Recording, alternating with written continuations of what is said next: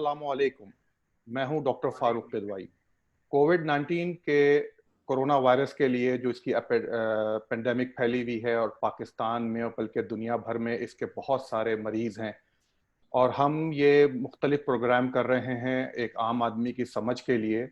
इसके लिए आज इस प्रोग्राम में मैंने उन लोगों को अपने साथ शामिल किया है जो डॉक्टर, जो फार्मेसी के और जो आईसीयू के लोग फ्रंट लाइन पे इन मरीजों को देखते हैं और अपनी जानों को खतरों में डालते हैं। हम इनसे पूछेंगे कि ये मरीज को किस तरह देखते हैं, इस अनजाने मरीज को जिसका इनको पता नहीं होता कि ये मरीज किस बीमारी के साथ आ रहा है।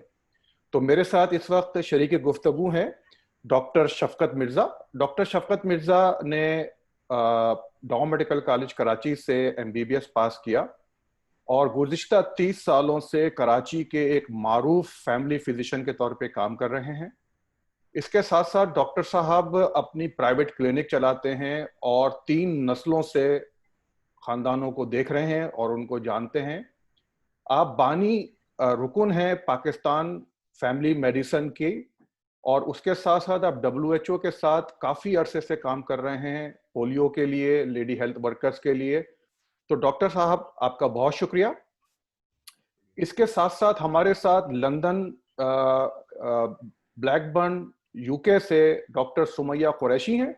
डॉक्टर सुमैया कुरैशी 13 साल से लंदन में प्रैक्टिस कर रही हैं, जनरल प्रैक्टिस कर रही हैं। आप भी डॉ मेडिकल कॉलेज कराची से तहसील याफ्ता हैं और हमने आज खास दावत दी है मोहम्मद अफंदी को। मोहम्मद अफंदी जो हैं वो डॉक्टर ऑफ फार्मेसी हैं, यानी कि फार्म-डी हैं और आप न्यू जर्सी में आपने लॉन्ग आइलैंड यूनिवर्सिटी से फार्मेसी की डिग्री हासिल की। उसके बाद आपने ट्रेनिंग ली अमेरिका की मशहूर यूनिवर्सिटी येल से और फिर आप आईसीयू में काम कर रहे हैं और उस आईसीयू में इंतहाई निगहदाश्त यूनिट में काम कर रहे हैं जहां पे कोविड-19 के पेशेंट एडमिट हो रहे हैं। हम उनसे आईसीयू के बारे में भी जानेंगे और दवाइयों के बारे में भी जानेंगे। इसके साथ साथ मोहम्मद अफंदी साहब प्रोफेसर हैं रटगर्स यूनिवर्सिटी में और लोगों को फार्मेसी पढ़ाते हैं। Welcome mister Afandi. Thank you. So let's start with doctor Shafqat. आपने फरमाया था कि आपकी 30 साल की प्रैक्टिस है या उससे भी ज्यादा की। फरमाइए कि कैसे मरीज देख रहे हैं और क्या देख रहे हैं इस वक्त आप कराची की सूरत हाल इस कोरोना वायरस में। बिस्मिल्लाहिर्रहमानिर्रहीम। बाकी तो हालात का सबको इल्म है। मुख्तसर सा थोड़ा सा आम आवाम जो ये देखेंगे उनके लिए बता दूं कि ये वायरस जो है ये कोरोना वायरस फैमिली का एक वायरस है। इसका शुरू में नाम रखा गया नोवेल कोरोना वायरस, बाद में इसको जो है SARS-CoV-2 का नाम दिया गया और ये जो बीमारी है इससे जो पैदा होती है उसको कोविड-19 डिजीज़ का नाम दिया गया। लाज़मी बात है, जब 26 फरवरी को पाकिस्तान में पहला केस रिपोर्ट हुआ था उस वक्त लोगों को इतनी इस बीमारी के बारे में आगाही नहीं थी। थोड़ा सा शुरू में पैनिक हुआ। हमारे पास पेशेंट आके पूछते थे कि ये क्या बीमारी है। उसके बाद मार्च का महीना चला, मिक्स बेमल रहा। 19 मार्च को पाकिस्तान में पहली डेथ हुई और फिर लॉकडाउन सीरीज़ का आगाज़ हुआ कि सिंध में पहले हुआ फिर जगह हुआ। तो उस वक्त हालात जो थे ज़रा थोड़े से परेशान कुन थे आम आवाम के लिए। उनको समझ में नहीं आ रहा था वो क्या करें। हमारे क्लिनिक पे भी जब पेशेंट आए तो उन्हें बिल्कुल अंदाज़ा नहीं था कि ये क्या बीमारी है और ये इसके साइन एंड सिम्टम क्या होते हैं। तो शुरू में तो हमारे पास बहुत ही इक्का दुक्का मरीज आते रहे। अप्रैल के मैं शुरू की बात कर रहा हूँ, लेकिन जैसे जैसे वक्त गुजरता गया मरीजों की तादाद में इसमें इजाफा होता गया। शुरू में इस बीमारी के बारे में इतनी आगाही भी नहीं थी, डॉक्टरों को भी नहीं थी, आवाम में भी नहीं थी। लेकिन जैसे जैसे वक्त गुजरता गया लोगों को इस बीमारी के बारे में पता चला, डॉक्टर्स को इस बीमारी के बारे में पता चला। तकरीबन मई के अंदर ये पेशेंट्स की तादाद जो है वो बढ़ना शुरू हो गई और ईद से तकरीबन एक हफ्ता पहले मेरी अपनी जो तजर्बा है प्रैक्टिस का उसके लिहाज से मरीजों की तादाद में बहुत तेज़ी से इजाफा होना शुरू हो गया। बहुत सारे फैक्टर्स थे, क्योंकि शुरू से जो 3-4 चीज़ें कही जा रही थी कि भाई फिजिकल डिस्टेंसिंग, सोशल डिस्टेंसिंग तो गलत लफ्ज़ है। सोशल डिस्टेंसिंग, सोशल तो हम व्हाट्सएप मीडिया और टेलीफोन और दूसरी जराए से मिल सकते हैं। फिजिकल डिस्टेंस दरअसल सही लफ्ज़ है, फिजिकल डिस्टेंस। फिजिकल डिस्टेंसिंग का शुरू से कहा गया, फिर कफ और स्नीजिंग की हाइजीन के बारे में बताया गया कि किस तरह आपने एल्बो में रख के करना है कफ या स्नीज, और आपने अपना टिश्यू यूज़ करना है और वो भी एक प्रॉपर डस्टबिन में आपने फेंक देना है। इसके अलावा ये कहा गया कि आप मास्क पहने, हैंड वॉशिंग के लिए कहा गया, हैंड वॉशिंग अगर वाटर अवेलेबल है तो सैनिटाइज कर लें। शुरू शुरू में जो मरीज आए, हमने जो अलामात नोट की, ये 2-3 किस्म के मरीज आ रहे थे। एक वो लोग थे जो इब्तदाई तौर पर रिपोर्ट कर रहे थे, यानी उनको आज जैसे कोई तकलीफ हुई वो फौरन डॉक्टर के पास आ गए। कुछ मरीज वो थे जो 5-6 दिन के बाद आ रहे थे, और कुछ मरीज वो थे जो 10-12 दिन के बाद आ रहे थे। तो ये इस तरह से माइल्ड, मॉडरेट और सीवियर में हम 3 कैटेगरी में इसकी अलामात को डिवाइड कर सकते हैं। हमने यहाँ शुरू से किया प्राइमरी केयर फिजिशियन के तौर पे कि हमने सबसे पहले स्क्रीनिंग का निज़ाम नाफिज किया वेटिंग एरिया में, और हमने वहाँ पर बता दिया कि 4-5 सवालात थे मुख्तसर कि आप कहीं गैर मुल्क से वापस तो नहीं आए। ये उस वक्त की बात है जब ट्रैवलिंग जारी थी। इसके अलावा आपके घर में कोई कोविड-19 का पेशेंट तो नहीं जिसकी आप केयर कर रहे हों, या आपको जो है इस वक्त कफिंग बहुत ज़्यादा हो रही है जो कि बर्दाश्त नहीं हो रही, या बुखार बहुत तेज़ है, तो ऐसे पेशेंट को हम लोग अलग वेटिंग एरिया में अलग कर लेते थे। क्यूब बने हुए थे हमारे पास, हम उन क्यूब में अलग करते थे आम पेशेंट से। और जैसे अब कोई रूटीन में दिखाने आया डायबिटीज़ तो उसको अलग कर लेते थे। इसके अलावा फिर हमने वेटिंग एरिया में फिजिकल डिस्टेंसिंग का बहुत सख्त अमल करवाया। इसके अलावा मास्क के ऊपर हमने बड़ा जोर दिया कि कोई भी अटेंडेंट हो या पेशेंट हो वो मास्क पहने बगैर ना रहे। इसके अलावा हमने रिसेप्शन पे सैनिटाइज़र वगैरह की फैसिलिटीज़ अवेलेबल कराई, और जिनके पास नहीं थे मास्क उनको हम प्रोवाइड कर देते थे उस वक्त, अगर वो लेके नहीं आए। अंदर हमने ये कर दिया कि ओपीडी में सिर्फ एक वक्त में एक पेशेंट आएगा और एक अटेंडेंट अलाउ होगा, ताकि जो 5-6 लोग आते हैं उनको हमने बल्कि वेटिंग एरिया में मना कर दिया कि वेटिंग एरिया में भी ना रहें, क्लिनिक के अंदर आए नहीं। और हमने इसी तरह मना किया कि छोटे बच्चों को अपने साथ बिल्कुल भी ना लाएं।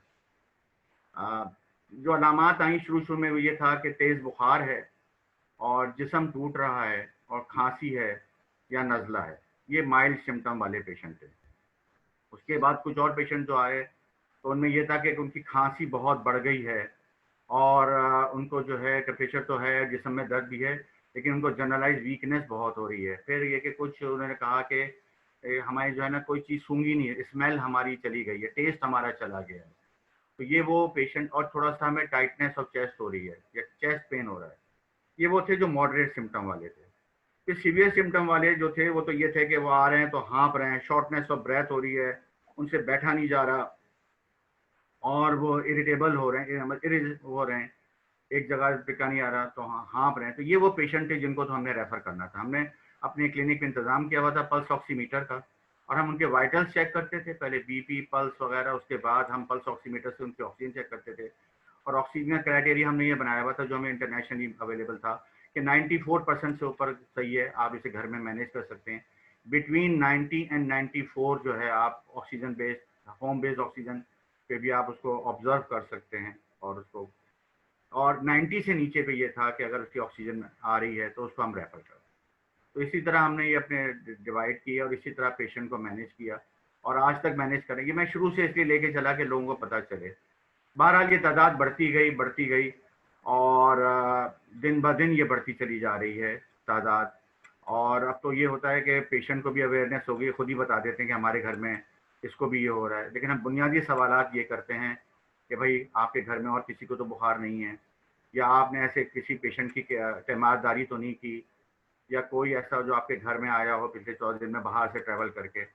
और अगर जब माइल्ड सिम्टम का पेशेंट आता है उसको हम ट्रीट करते हैं विदाउट एंटीबायोटिक, और उसको जो है हम रेड साइंस बता देते हैं, रेड सिग्नल्स कि डेंजरस साइन क्या है। अगर आपको ये हो या ये अलामात डेवलप हो तो आपको टेस्ट कराना होगा। तो डॉक्टर साहब ये हो वो क्या चीज़ है? वो हम बताते हैं कि अगर आपका बुखार ना उतरे, आपकी खांसी बढ़ती जाए, आपको शॉर्टनेस ऑफ ब्रेथ हो, तो फिर आप जो है ना अपना टेस्ट जो है वो करा लें। और टेस्ट के लिए भी आजकल बहुत सारे टेस्ट अवेलेबल हैं, ब्लड टेस्ट अवेलेबल हैं, लेकिन जो स्टैंडर्ड टेस्ट है वो वही है, और नेजोफेरेंजियल स्वाब बाय पीसीआर। तो हम स्टैंडर्ड डायग्नोस्टिक टेस्ट वही है। आजकल दूसरे टेस्ट भी चल रहे हैं, लेकिन उसकी हम लोग स्क्रीनिंग पर्पज़ के लिए तो इस्तेमाल कर सकते हैं, डायग्नोस्टिक पर्पज़ के लिए हम उसको इस्तेमाल नहीं कर सकते। तो तो डॉक्टर लोग साहब जी, तो डॉक्टर साहब अब हम पूछते हैं डॉक्टर सुमैया कुरैशी से कि डॉक्टर साहब, डॉक्टर शफकत ने तो हमें अपना एक लोकल बताया पाकिस्तान कराची में वो किस तरह मरीज देख रहे हैं। आपके पास मरीज किस किस्म के आए और आपने क्या तदाबीर इस्तेमाल की? जी, एक्चुअली डॉक्टर शफकत मिर्ज़ा ने इतनी अच्छी और तवील जो एक्सप्लेनेशन दी है, मेरे पास एक्चुअली टू बी ऑनेस्ट मजीद उसके अंदर ऐड करने के लिए कुछ ज़्यादा नहीं है। और डिफरेंसेस जो हैं वो सिस्टम का डिफरेंस होगा। बाकी ये कि जो उन्होंने अलामात बताई हैं, मैनेजमेंट भी बताई है, वो तकरीबन मिलती जुलती है। तो अगर आप सिस्टम की डिफरेंस में देखें तो हमारे यहाँ चूंकि ऑडियो वीडियो फैसिलिटी चूंकि अवेलेबल है, तो जो स्क्रीनिंग का निज़ाम है जो इन्होंने अपने दफ्तर के अंदर या क्लिनिक के अंदर किया है, वो हम एक हद तक टेलीफोन के ऊपर कर लेते हैं। ये जो चीदा चीदा सवालात हैं कि आपके घर में कोई कोरोना का मरीज हो या किसी को घर में खांसी या बुखार की अलामत हो, तो फिर अगर हमें ऐसे मरीज को बुलाना होता है तो क्लिनिक में हमने दो चीजों में क्लिनिक को डिवाइड कर दिया है। एक एरिया जो है वो ग्रीन जोन है और एक एरिया रेड जोन है। तो अगर किसी मरीज को हम बुलाते हैं एग्जामिनेशन के लिए, अगर वो कोविड सिम्टम्स फ्री है, जैसे कि वो किसी और वजह से क्लिनिक आ रहा है, तो हम उसको ग्रीन एरिया में देखते हैं। और उसकी भी बहरहाल उसके जाने के बाद फीलिंग वगैरह होती है। और जो मरीज जिनको बुखार है, खांसी है या कोविड रिलेटेड अलामात हैं, या उनके घर में कोई मरीज हो जो कोविड पॉजिटिव हो या कोविड की अलामात हों, तो उनको फिर हम रेड जोन के अंदर मुआयना करते हैं। और उसमें एक प्रोटोकॉल है जिसको फॉलो किया जाता है। उसमें यह है कि आप उस कमरे में दाखिल होने से पहले अपने आप को पीपीई से, मुनासिब पीपीई से कवर करते हैं। मरीज को शॉर्ट ड्यूरेशन के लिए आप देखते हैं, क्योंकि आप हिस्ट्री टेकिंग बहुत हद तक टेलीफोन के ऊपर कर चुके होते हैं। मुआयने के बाद मरीज को आप भेज देते हैं और बाकी का मैनेजमेंट प्लान भी हम आम तौर पर टेलीफोन पे डिस्कस करते हैं। हर मरीज को फारिग करने के बाद उस कमरे की सफाई की जाती है और आप अपने आप को भी क्लीन करके जो एक प्रोटोकॉल है उसके तहत वापस अपने दूसरे कमरे में जाते हैं, वहां से बाकी की डिस्कशन कैरी ऑन करते हैं। मरीजों में क्या डिफरेंसेस देखा है, मेरा ख्याल है कि मैं डॉक्टर मिर्जा ने इतनी अच्छी तफसील तरीके से बताया है कि मुझे उसमें मजीद कुछ ऐड करने की ज़रूरत नहीं है। तो डॉक्टर साहब, डॉक्टर शफकत, आपने ये बताया कि कुछ मरीज ऐसे हैं जिनको आप घर भेज देते हैं पैरासिटामोल देके। फिर आपने फरमाया था कि आप कुछ ऐसे मरीज भी हैं जिनको आप अस्पताल भी भेजते हैं। तो जब वो अस्पताल जाते हैं तो फिर आपका क्या काम वहाँ ख़त्म हो जाता है, या आप उनको अपने तौर पे, जो आजकल ये दवाइयों का सोशल मीडिया पे फैला हुआ है कि ये इतनी सारी दवाएं आ रही हैं, इनका इस्तेमाल शुरू कर देते हैं खुद से? देखिए, बेसिकली जो कॉन्सेप्ट है ना फैमिली फिजिशियन का या प्राइमरी केयर फिजिशियन का, उसमें ये भी है कि वो सिर्फ दवाइयाँ ना दे बल्कि ओवरऑल है जो फैमिली की हेल्थ है उसकी, उसके मुतालिक भी उनको काउंसल करे। तो ये सबसे अहम पहलू होता है, काउंसल करना। अब मैंने कहा ना, दो, एक तो पेशेंट वो था जो कि बहुत लेस माइल्ड सिम्टम थे, उसको तो हम फॉलो अप में बुला लेते हैं कि आप तीसरे दिन आ जाइए, चौथे दिन, या अलामात बढ़े तो अगले दिन ही आ जाइए। जो मॉडरेट सिम्टम वाला है उसको हम लोग जो है व्हाट्सएप नंबर देते हैं अपना, और उससे कहते हैं कि अपनी ऑक्सीजन कंसंट्रेशन या अगर कोई सिम्टम बढ़ रहे हैं तो वो उसका अटेंडेंट, या अगर वो उस काबिल नहीं है खुद हो रहा तो अटेंडेंट उसका व्हाट्सएप कर कि भाई ये तबीयत बिगड़ी, तो हम उसे गाइड कर सकते हैं कि भाई आपने जाना है या नहीं, कि आपने ऑक्सीजन 2 लीटर पर मिनट लगानी है या 4 लीटर पर मिनट होम बेस्ड ऑक्सीजन आप लगा रहे हैं।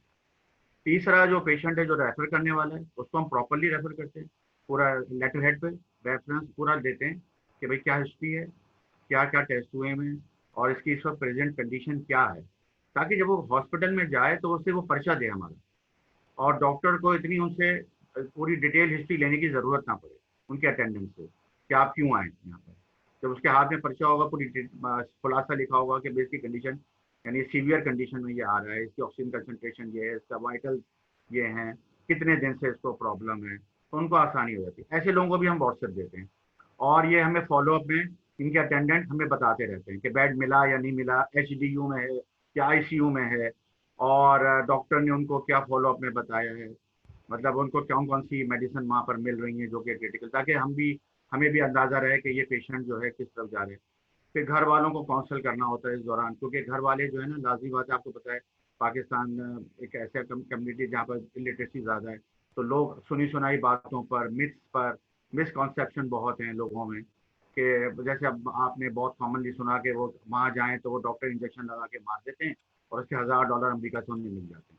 तो ये इस तरह की बेपर की बातें, अफवाहें। तो हमारा काम ये भी है एज ए फैमिली फिजिशियन कि हम उनको पहले से बताते हैं कि देखिए, ये जो आपकी बातें सोशल मीडिया पे आप सुन रहे हैं, कि आपके पड़ोस में आपको लोग आके बताते हैं, कतई यकीन ना करें इन बातों पे, किसी भी बात पे। इवन ये कि जो घरेलू टोटके चल रहे हैं आजकल के, भाई ये पी लें, ये खा लें, वो कर लें, वो भी हम इनको कहते हैं कि अगर आपको कोई चीज़ समझ आप पूछना चाहते हैं तो आप पूछ लें कि भाई ये मैं इस्तेमाल कर लूँ, और करूँ तो कितनी मकदार में करूँ, जो जो होम रेमेडीज हैं वो जी कितनी मकदार में और कैसे करूँ। लेकिन ये भी, ये नहीं, उसको भी हम डिस्करेज करते हैं कि आपने अपनी तरफ से घरेलू टोटके भी अपनी मर्जी से या उसकी मकदार के बगैर आपको अंदाजा नहीं है और आप ले रहे हैं। जी इसके अलावा ड्रग के मामले में तो हमने बहुत सख्ती की हुई है कि कोई आप लोग इस पेनाडोल के अलावा कोई और दवा किसी मुस्तनद डॉक्टर के बगैर, इवन जो फार्मेसी है मेरे क्लिनिक के साथ, मैंने वहाँ पाबंदी लगा दी है कि कोई ओवर द काउंटर सेल नहीं होगी मेडिसिन की, और अगर प्रिस्क्रिप्शन भी आएगा तो वो प्रिस्क्रिप्शन भी देखेंगे कि वो क्या डेट है उस पर और कितनी क्वांटिटी लिखी हुई है उस पर मेडिसिन की, उससे ज़्यादा वो उसको नहीं देंगे। तो तो ये जी यानी फैमिली जो फिजिशियन होता है ना, उसका एक होल सिस्टम यानी उसको चलाना होता है। सिर्फ ये नहीं होता कि वो नुस्खा लिखे और दे दे। जी काउंसलिंग, अटेंडेंट की जो है हेल्थ एजुकेशन, अटेंडेंट की बहुत ज़रूरी है, जी क्योंकि अटेंडेंट नहीं, पेशेंट तो आगे पीछे उसकी तबीयत होती है, कभी ओरिएंटेड भी नहीं होता, तो वो इतना अपना ख्याल नहीं रख सकता। अटेंडेंट की हेल्थ एजुकेशन और काउंसलिंग बहुत ज़्यादा जरूरी जी। तो डॉक्टर साहब, अभी जैसा कि आपने फरमाया कि दवाइयाँ जो है वो आपने बड़ा उस पर कंट्रोल किया हुआ है, तो हमारे साथ मोहम्मद अफंदी हैं जो कि जिन्होंने डॉक्टरेट की हुई है इन दवाइयों पे, तो हम उनसे जानना चाहेंगे कि डॉक्टर साहब आप बताइए कि आप जब इन मरीजों को देखते हैं या आप आईसीयू में होते हैं तो किस किस्म के मरीज आ रहे हैं, और जो आपके डॉक्टर हैं वो आपको क्या हिदायत दे रहे हैं और आप उस दवाइयों का इस्तेमाल कैसे कर रहे हैं। डॉक्टर मिर्जा ने अच्छा सा डिस्क्राइब किया। वो सीवियर लोग, वो लोग यूजुअली आईसीयू में आ जाते हैं। इन लोग ने शायद सुना है वो वेंटिलेटर पे आ जाते हैं। उन लोग के लिए अभी फिलहाल हम लोग के पास कोई इतना अच्छा सा मेडिसिन नहीं है उन लोग के लिए, क्योंकि कोविड तो काफ़ी रिसेंट की चीज़ है। सो अभी फिलहाल हम लोग बस वो सपोर्टिव केयर देते हैं, एंड वो टाइम के साथ लोग यूजुअली बेहतर हो जाते हैं। सो उस टाइम में हम लोग काफ़ी बस सपोर्टिव केयर देते हैं। एक दो मेडिसिन होता है आईसीयू में हम लोग कभी कभी यूज करते हैं थोड़ा सा इफेक्ट के साथ, लेकिन अभी फिलहाल हम लोग के पास वो कोई मेडिसिन नहीं है। अगर आप प्राइमरी केयर के पास जाएंगे, जैसे वो एंटीबायोटिक आपको दे सकते हैं बैक्टीरियल इन्फेक्शन के लिए, ये जैसा मेडिसिन अभी कोविड-19 के लिए नहीं है। सो अभी आईसीयू में फिलहाल मोस्टली हम लोग वो वेंटिलेटर का सपोर्ट देते हैं, हम लोग उनको टाइम देते हैं, एंड उस टाइम के अंदर हम लोग बस सपोर्टिव केयर देते हैं उनको, मेक श्योर करने के लिए वो और वर्स नहीं होंगे। तो ये बताइएगा कि जो दवाइयाँ अमेरिका में भी इस्तेमाल हुई, आप चूंकि ऐसे मरीजों को देखते हैं जो कि इंतहाई निगहदाश्त के हामिल हैं, यानी कि जो डॉक्टर शफकत ने बताया कि उनका ऑक्सीजन लेवल जो है वो मेरे ख्याल में 90 से नीचे आ जाता है, 90 से नीचे आ जाता है, और वो लोगों को मुसलसल ऑक्सीजन की ज़रूरत है, तो वो डॉक्टर के सुपरविजन में होते हैं। तो डॉक्टर जो है उनको, जो आजकल ये डेक्सामिथाजोन है, हाइड्रोक्लोरोक्विन है, और जो ये मैप थेरेपी है, तो ये भी आप कर रहे हैं। जी, हम लोग डेक्सामेथासोन तो हम लोग कर रहे हैं। डेक्सामेथासोन अभी काफ़ी न्यूज़ पे आ रहा है, सोशल मीडिया पे आ रहा है, लेकिन बहुत ज़रूरी है लोग को समझ करना चाहिए वैसे इसका यूज़ क्या है। डेक्सामेथासोन तो कोई नया मेडिसिन नहीं है, ये तो स्टेरॉइड है। लोग ने शायद प्रेडनिजोन का नाम सुना है, दोनों अलग से स्टेरॉइड्स हैं। कोविड-19 में क्या होता है, जब भी सीवियर बहुत होता है, आपका बॉडी का बहुत इन्फ्लेमेशन होता है, एक्सट्रीम इन्फ्लेमेशन, एंड इसलिए उनका लंग्स इतना बुरी हालत में काम करता है, वो वेंटिलेटर का सपोर्ट ज़रूरी होता है। सो सिर्फ उनके लिए, वो उनका डिजीज इतना सीवियर है, वो आईसीयू में पहुंच गए या शायद हॉस्पिटल के अंदर पहुंच गए, उनका ऑक्सीजन सपोर्ट है, सिर्फ उनके लिए लोग डेक्सामेथासोन के लिए इस्तेमाल होता है। अगर आपके पास कोविड-19 है एंड आपके माइल्ड सिम्टम्स हैं, आप घर पे हैं, आपका डेक्सामेथासोन का इस्तेमाल नहीं यूज करना चाहिए, क्योंकि इसके साथ और नुकसान भी हो सकता है, स्पेशली अगर आपके पास हाई ब्लड प्रेशर है, डायबिटीज है। सो बहुत बहुत इम्पोर्टेंट बात है, आप ये स्टेरॉइड्स डॉक्टर के सुपरविजन के बगैर बिल्कुल नहीं लेना चाहिए, क्योंकि बहुत ये स्पेसिफिक लोग को हम लोग देते हैं। वो लोग वो बहुत सीवियर हैं, हॉस्पिटल के अंदर हैं, ऑक्सीजन के सपोर्ट ले रहे हैं या वो वेंटिलेटर पे हैं। हाइड्रोक्सीक्लोरोक्विन वो भी दूसरी मेडिसिन, शुरू में इसकी बात हो रही थी, ये भी कोई काफ़ी पुरानी मेडिसिन है, वो मलेरिया के लिए यूज़ होता है, लूपस एंड रूमेटॉइड आर्थराइटिस के लिए। शुरू में इसका थोड़ा सा इंटरेस्ट था इस डिजीज़ के लिए, लेकिन अभी तक कोई इतना अच्छा सा रिसर्च नहीं निकला बताने के लिए हाइड्रोक्सीक्लोरोक्विन कोविड-19 के लिए अच्छा है। सो अभी फिलहाल वो सब मेजर ऑर्गेनाइजेशंस अभी रिकमेंडेशंस बता रहे हैं, अभी हाइड्रोक्सीक्लोरोक्विन का यूज़ नहीं करना चाहिए कोविड-19 के लिए। तो डॉक्टर सुमैया, आपने सुना कि जैसे कि डॉक्टर अफंदी ने बताया और डॉक्टर शफकत ने बताया कि ये अपने मरीजों को किस तरह से मैनेज कर रहे हैं। आपने तो ये बताया कि जीपी आपके पास मरीज आता है, आप उसको देखती हैं और उनको अलग करके फिर आप उनको घर भेज देती हैं। तो क्या ऐसा आप उनकी जो ट्रीटमेंट है, कोई एंटीबायोटिक भी देते हैं कोविड मरीजों को या सिर्फ पैरासिटामोल दे के घर भेज देते हैं? एग्जैक्टली जो मिस्टर अफंदी ने बताया था कि जो माइल्ड टू मॉडरेट सिम्टम्स के पेशेंट्स हैं उनको किसी किस्म की ट्रीटमेंट रिकमेंड नहीं की जाती सिवाय टाइम, आराम, पानी एंड पैनाडोल, जिसको यहाँ पर हम पैरासीटामोल कहते हैं। तो इसके अलावा किसी किस्म का कोई प्रिस्क्रिप्शन नहीं दिया जाता अनलेस कि आप कुछ और सस्पेक्ट कर रहे हो like superadded bacterial infection, तो फिर आप एंटीबायोटिक्स दे देते हैं, लेकिन ऐसा आमतौर पर नहीं होता। तो आप ये बताइए कि आप चूंकि फैमिली प्रैक्टिस करती हैं, तो आपके पास जो ये कोविड-19 के मरीज आए, इसमें ज्यादा तादाद औरतों की है या ज्यादा तादाद मर्दों की थी? ऐसा कोई डिफरेंस मैंने नहीं देखा। इसमें एज डिफरेंस में आप देख सकते हैं कि अगेन उसमें भी हमें हर तरह की एज ग्रुप के लोगों ने अप्रोच किया है, मर्द हो या औरत हो, जवान हो या बूढ़े हो, बीमार हो या सेहतमंद हो, हर तरह के मरीज आपको अप्रोच करते हैं और हर तरह के जो लोग हैं वो ससेप्टेबल है इन्फेक्शन कैच करने के लिए। तो डॉक्टर शफकत, आपकी प्रैक्टिस है, आपने फरमाया था कि 3 नस्लों के लोग आपके पास आ रहे हैं दिखाने के लिए। आपका तजर्बा क्या कहता है? आपने क्या ये महसूस किया कि एक ही खानदान के बहुत सारे लोग इसमें वायरस की वजह से मुतासिर हुए हैं या कोई सिर्फ एक घर में एक ही आदमी हुआ? नहीं, मुख्तलिफ हैं। इसमें ये होता है कि जो लोग अर्ली आ जाते हैं और तो हम उनको पहले से आइसोलेट करवा देते हैं, लेकिन ऐसे भी लोग हैं जो कि बुखार को आम बुखार की वजह घर में रहे और वो इन्फेक्ट करते रहे अपने घर के। मेरे पास ऐसे भी हैं 5-6 तो अभी केसेस मेरे अभी अभी इसी हफ्ते के हैं कि पूरी family become positive, every member of the family become positive. अच्छा, ज़्यादा यहाँ का थोड़ा सा डिफरेंस है, हमारे पास जो है मेल ज़्यादा हैं। हमारे पास जो हमारी प्रैक्टिस में हमें देखने में आया है कि मेल कंपोनेंट ज़्यादा, फीमेल भी आई हैं, ऐसा नहीं है कि नहीं आई हैं, लेकिन मेल कंपोनेंट ज़्यादा है। और कोमॉर्बिड वाले भी हैं, जैसे कि डायबिटीज़ है या कार्डियो मेटाबॉलिक और कोई प्रॉब्लम, हार्ट प्रॉब्लम है या क्रॉनिक डिजीज़ है, स्टेरॉयड ले रहे थे, आर्थराइटिस आर्थराइटिस वगैरह के पेशेंट हैं, तो उनको बहुत ज़्यादा ख्याल करना पड़ता है कि उनकी जो शुगर है वो मेंटेन रहे, उनका जो ब्लड प्रेशर है वो मेंटेन रहे, तो बाकी चीज़ें उनकी चीज़ें हैं, मतलब उनकी डिसाइड से कोविड, वो बहुत ज़रूरी है कि ये ना हो कि उनकी शुगर जो है अनकंट्रोल हो, उनका ब्लड प्रेशर अनकंट्रोल हो या उनके कोलेस्ट्रॉल लेवल्स बहुत अनकंट्रोल, तो उस पर भी बहुत ज़्यादा नज़र रखनी होती है कि ये चीज़ें जो कोमॉर्बिड्स में जो लोग आ रहे हैं उनके जो अगर बीमारी उनको भी हमने कंट्रोल करना हो। तो डॉक्टर आफंदी, आप ये बताइए कि आप चूंकि स्पेसिफिक डॉक्टर हैं, फार्मेसी के, आप दवाइयों के बारे में जानते हैं और आप इंतहाई निगहदाश्त यूनिट को देख रहे हैं, उसके आप इंचार्ज हैं। जो ये मरीज आते हैं उनको ऑक्सीजन दी जाती है, तो ऑक्सीजन देने का तरीका क्या है? क्योंकि पाकिस्तान में हम ये देख रहे हैं कि हर आदमी ने सिलेंडर ले लिया है और अपने घर में मास्क लगा के और उसने ऑक्सीजन लेना शुरू कर दी है। उसको नहीं मालूम है कि कितना उसको लेना है। इसके क्या कोई नुकसान है? क्या इसको भी देखना पड़ता है और उसकी क्या वजह है?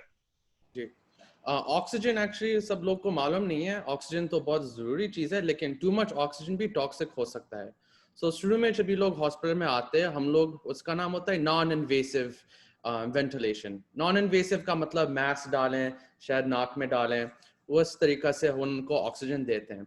एंड सम लोग को बस टाइम ज़रूरी होता है, 5 days 7 days हो सकता है, लेकिन सम लोग इवन उस सपोर्ट के साथ उनका ऑक्सीजन सैचुरेशन फिर भी इतना कम नहीं है, उसके साथ वो लाइफ नहीं हो सकता है। सो फिर वो डिसीजन बनता है, हम लोग उनको इन्वेसिव वेंटिलेशन करते हैं, एंड वो होता है जब भी वो ट्यूब आपके वो थ्रोट के अंदर डालते हैं, वो वेंटिलेटर के साथ सपोर्ट मिलता है।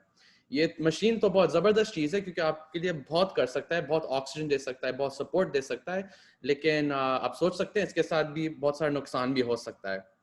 सो अगर बहुत ज़रूरी होता है हम लोग उनको वेंटिलेटर पे डालते हैं।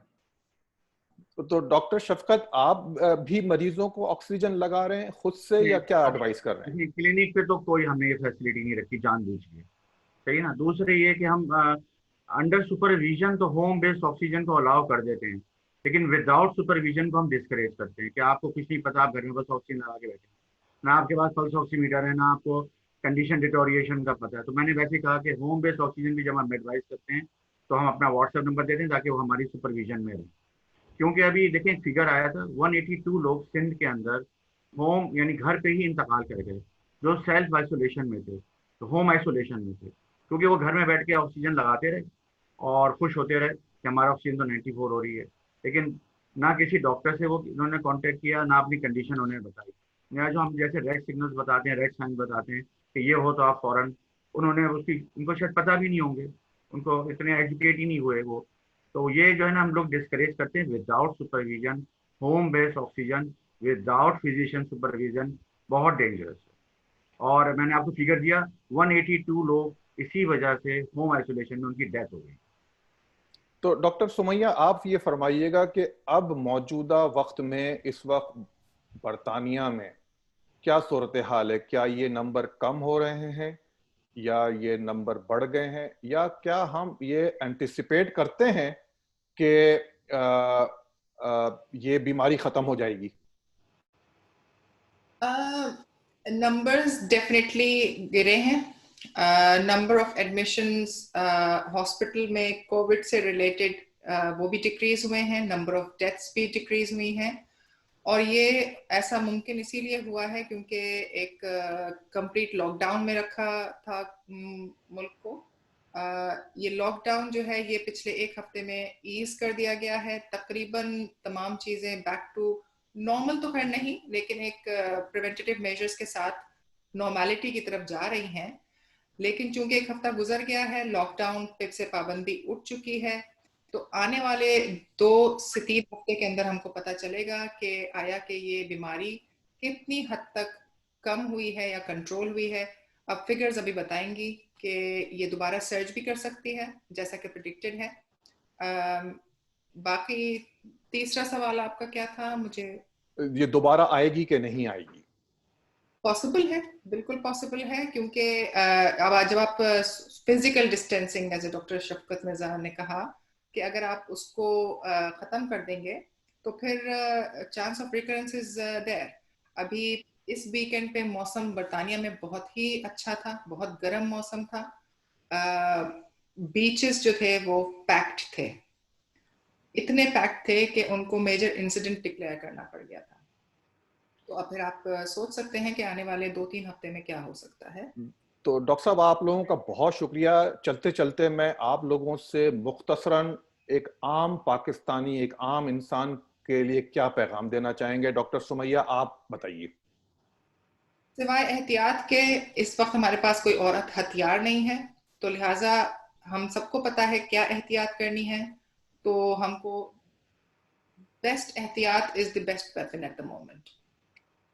डॉक्टर शफकत, आप क्या फरमाएंगे एक आम कराची के या सिंध के या पाकिस्तान के रहने वाले के लिए? 2-3 पॉइंट्स दूंगा। अवाम के लिए भी इसमें बहुत ज़रूरी है कि जो मिथ्स हैं और मिसकॉन्सेप्शन है जो कि सोशल मीडिया और वैसे हम लोगों को सीना बसीना फैलाए जा रहे हैं, आप उस पर एतबार ना करें बिल्कुल भी, और अपने डॉक्टरों पे एतमाद करें, अपने फैमिली फिजिशियन पे एतमाद करें। और ये जो कॉन्सेप्ट है ना हॉस्पिटल बेस्ड डॉक्टर्स के खिलाफ एक मुहिम चलाई जा रही है, आईसीयू के डॉक्टर्स के खिलाफ, इसको बिल्कुल रद्द करें और इन पे एतमाद करें। और अपने डॉक्टरों को, वो आपके मसीहा हैं, उन पर इत्मीनान करें। जब आप उन पर इत्मीनान करेंगे तो आपका सही तरीके से इलाज कर सकेंगे।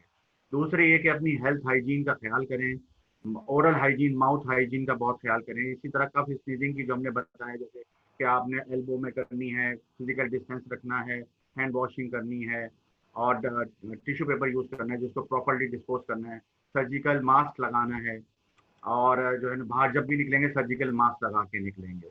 और तीसरे ये कि कोई भी सेल्फ मेडिकेशन बिल्कुल नहीं करें। बहुत शुक्रिया। डॉक्टर अफंदी, आप क्या फरमाएंगे? जी, मैं डॉक्टर मिर्ज़ा के साथ एग्री करूंगा। अभी आने वाले दिनों में बहुत सारे न्यूज़ में अलग से चीज़ें आप देखेंगे, सोशल मीडिया में आप बहुत सारे अलग से चीज़ें देखेंगे। आप प्लीज़ सब चीज़ें, अगर आपका कोई क्वेश्चन है कोई हेल्थ प्रोफेशनल के साथ, आपके प्राइमरी केयर डॉक्टर के साथ, ये मालूमात करें इसका इंफॉर्मेशन सही क्या है। एंड दूसरी चीज़, जल्दी से वो लोग के साथ, वो हाई ब्लड प्रेशर, वो लोग के साथ डायबिटीज़ अभी बहुत बहुत बहुत इंपॉर्टेंट है। अब उसका ख्याल आप सही रखेंगे तो आपका रिस्क थोड़ा सा कम हो सकता है इस कोविड का। बहुत शुक्रिया आप तीनों हजरात का, डॉक्टर शफकत मिर्ज़ा, डॉक्टर सुमैया कुरैशी, डॉक्टर अफंदी। आज के प्रोग्राम में हमने ये जो हमारे फ्रंट लाइन के डॉक्टर्स हैं, इनसे हमने जाना कि ये कोरोना वायरस क्या है, ये किस तरह की एहतियाती तदाबीर कर रहे हैं, किस तरीके से लोगों को समझा रहे हैं। और ये हमें अफंदी साहब ने बताया कि आईसीयू में वो किस तरीके से मरीजों को देख रहे हैं। उन्होंने बताया दवाइयों के इस्तेमाल के बारे में। ये एक आम आदमी को जानने के लिए एक लम्हा फ़क्रिया भी है। जैसे डॉक्टर शफकत ने फरमाया कि अपने तौर पे ऑक्सीजन लेके आदमी मुतमईन हो गया कि ये बला उससे टल गई, लेकिन एक ही ख़ानदान के इतने सारे लोग दुनिया से चले गए।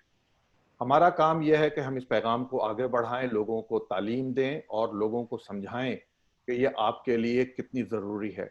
आप सबका बहुत शुक्रिया। अल्लाह ताला आपको अपने हिफ्ज़-ओ-मान में रखे। बहुत शुक्रिया। अस्सलाम वालेकुम। वालेकुम।